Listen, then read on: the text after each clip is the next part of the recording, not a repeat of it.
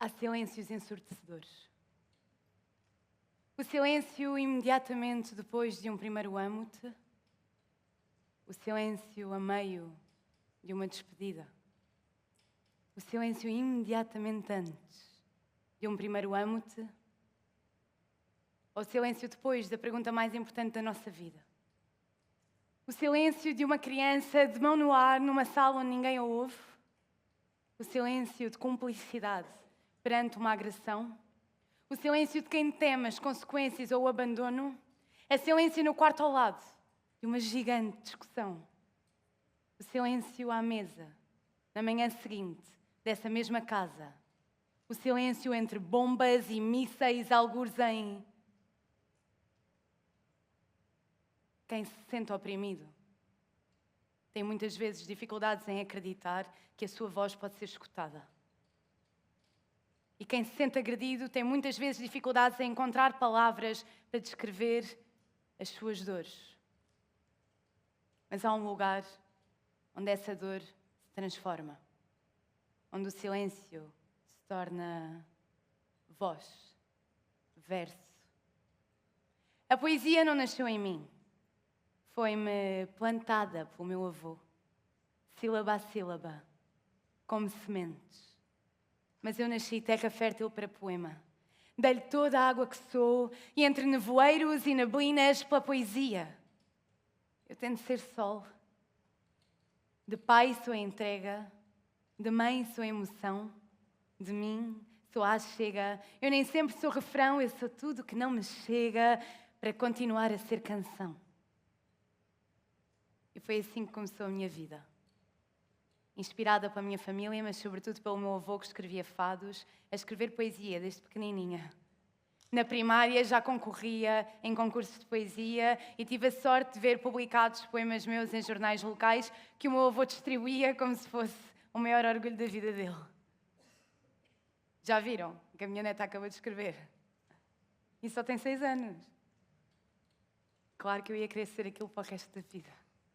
Aliás, se me perguntassem, eu dizia que queria ser professora, escritora e mãe. 2 já foram. E continuei. Fui crescendo, fui conquistando, fui ganhando concursos, fui partilhando, até que alguns da minha adolescência, no 11º ano, se não me falha a memória, alguém me disse assim, alguém não, uma pessoa importante me disse assim, envia-me os teus poemas, vamos publicar. E bloqueei. O medo de fracasso era tão grande que eu passei anos sem me partilhar. Não consegui. E o meu avô nunca ouviu um poema meu como adulta, a não ser no seu funeral.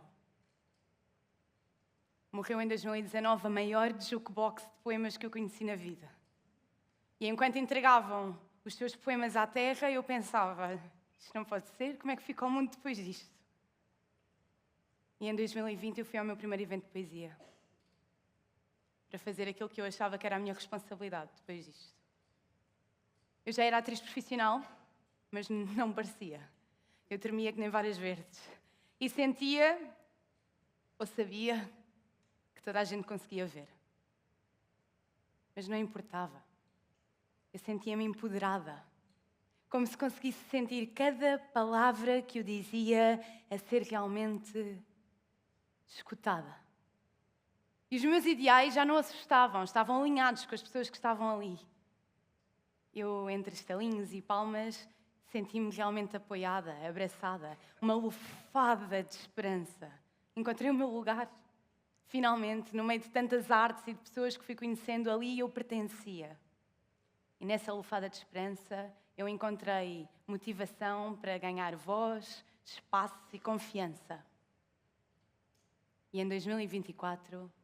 eu fui ao Got Talent, a um dos maiores palcos nacionais, partilhar 2 poemas da minha autoria, Sou Mulher, e o amor mudou, sobre os direitos da mulher e esta luta constante pela igualdade, pelo direito à vida e à segurança.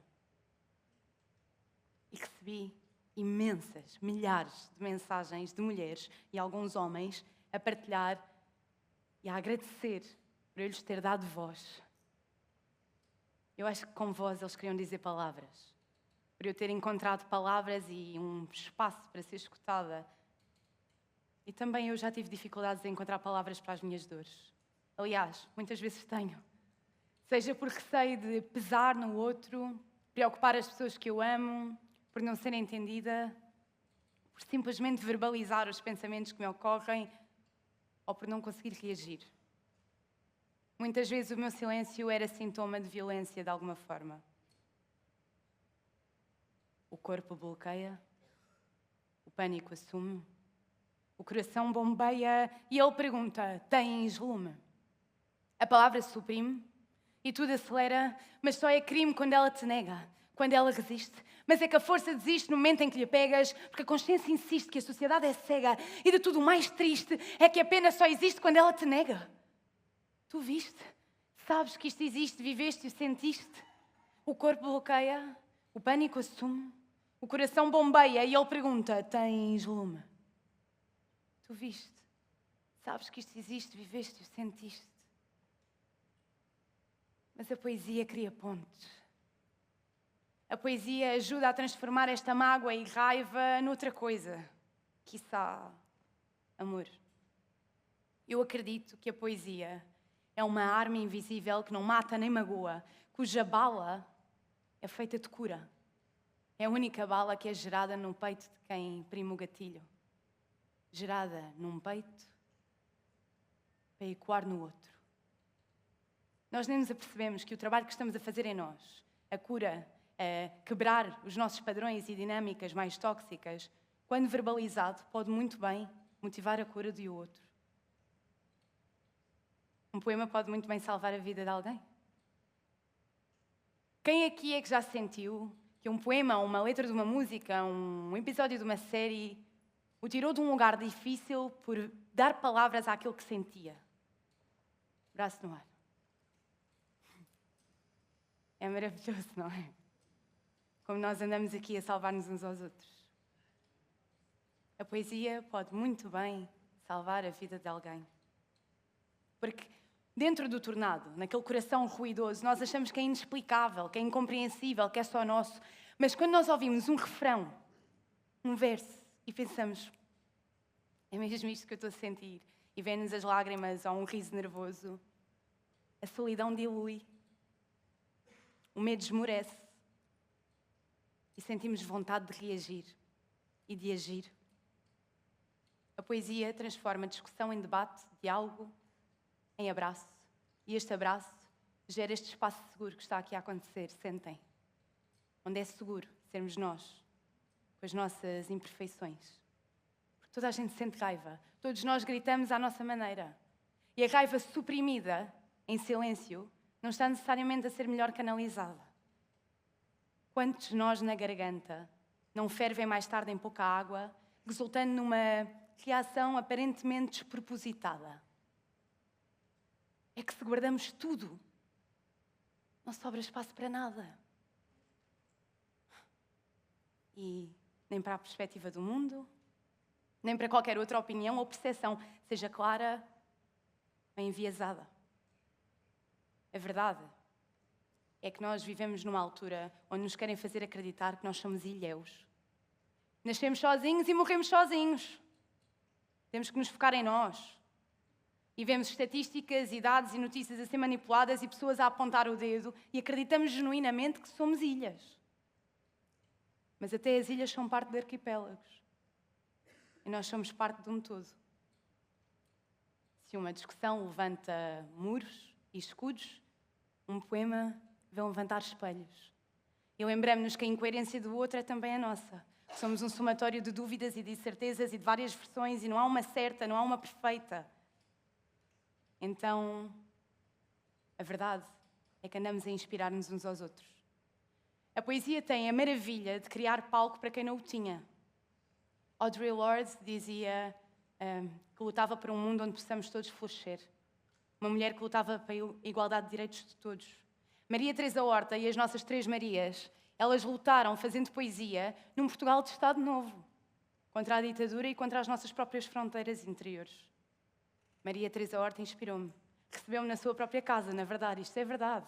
Com 80 e tal anos, recebeu-me para me dizer: tudo o que tinha de sábio para motivar uma poetisa emergente cheia de sonhos e dizendo-me assim: "Oh filha, o primeiro livro é muito mais importante para nós do que para os outros. Mas é importante que haja um primeiro para haverem os outros." Então, ainda bem que eu tive uma Maria Teresa Horta a inspirar-me, o meu avô a inspirar-me, que a minha família me inspira, que os meus amigos me inspiram e que vocês, quando sorriem aqui, eu sinto e me inspiram. Eu espero vir inspirar alguém hoje, nem que seja uma pessoa, a escrever ou a verbalizar ou pôr cá para fora. E não me venham dizer que não têm jeito para escrever, que isso é quase tão tonto como dizer que não têm jeito para cantar. Nasce connosco, é só praticar. Ainda que se me perguntarem lá fora, provavelmente digo que não tenho jeito para cantar. Mas escrever é uma nota no telemóvel, é uma mensagem mais inspirada a uma pessoa que amamos, é uma lista de compras às vezes, já fiz um poema assim. É um desabafo, é acordar de um sonho e ter que escrever. É uma frase, é uma palavra. Todos nós somos poesia na forma como vemos o mundo. Então, bora tentar ser poema na forma como escutamos o outro. Porque a poesia gera empatia. Neste lugar de escuta, isso também é fazer poema. E quanto a escrever, é simples. Escrevem, independentemente do resultado. Repetem. Dizia o Beckett, tentar mais, falhar melhor. Lembrar que se eu falho é porque todos fazem. Pôr para fora. Porque eu prometo que a vossa perspectiva é única e o mundo precisa dela. Ironicamente, por muito individual que seja, vai gerar identificação. Estamos todos cheios de fome de comunidade, de sentido de pertença, de nos identificarmos. É por isso que andamos horas a scrollar, a ver vidas alheias. É porque queremos nos sentir em casa. Então, a primeira pessoa a escutar-vos tem que ser vocês próprios. E depois ponham para fora. E depois encontrem um espaço seguro e se vierem falar comigo depois eu conto. Há vários. Em Aveiro há alguns. Onde as pessoas estão desejosas de fazer assim. São os nossos aplausos para não incomodar. Enquanto ouvem os vossos primeiros versos nervosos de pernas a tremer. Não sejam como eu e não deixem que o vosso medo vos trave. E se falamos de expectativas, que se transformem em horizontes, em vez de limites. Porque eu não preciso de vos conhecer a todos para saber que cada um de vocês é um poema por escrever. Ou já escrito, mas inacabado de certeza. E eu costumo acabar o meu espetáculo Mulher Aproximando a dizer: seremos livres se o formos juntos. Mas hoje venho dizer que o livro do qual eu faço parte, como ilha que tem pouco de ilha, como poema que sou inacabado, está cheio de fome de vocês, de ouvir o que vocês têm a dizer. Por isso, olhem, seremos livres quando formos juntos.